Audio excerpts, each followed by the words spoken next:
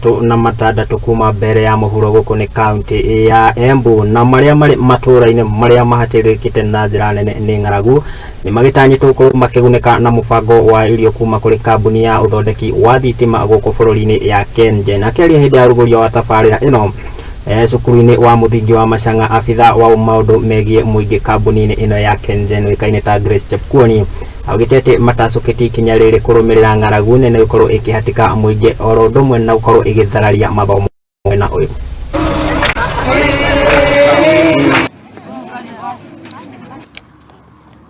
My name is Grace Chepkwony, Community Relations Manager for Kengen. We are here today because we are distributing food to schools. As a company, we are in the business of generating electricity for national development.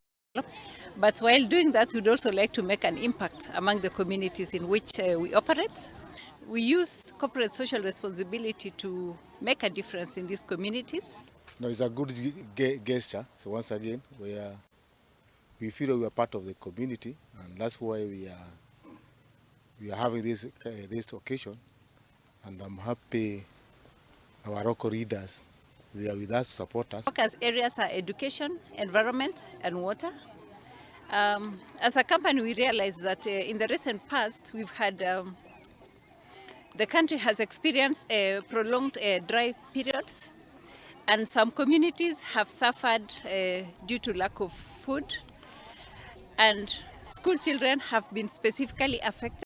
Leo hii katika eneo hii ya Mavuria tumeleta chakula hapa Macang'a, na hashwa hata kwa jamii mzima huwa tunawapelekea chakula, na hiyo ni kwa sababu ya hiyo hali inasababishwa na ukame, na ukame kwa wakati huu nafikiri kila moja anaelewa haikuweza kutuacha sisi tupate chakula ya kutosha. At the time we got some bags of beans, we were actually, these children were very happy when they received that. And the same thing when they have seen that lorry bringing food to them, they were also very happy. So, Manharassment Officer, if we can be in that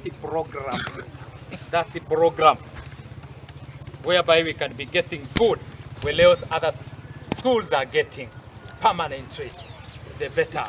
Titus Ngoshi Mwaneki, mimi ndio chairman wa wazazi kwenye hili shule. You know, taifa letu la Kenya tumekuwa na janga la njaa. Actually kumekuwa na upungufu wa mvua.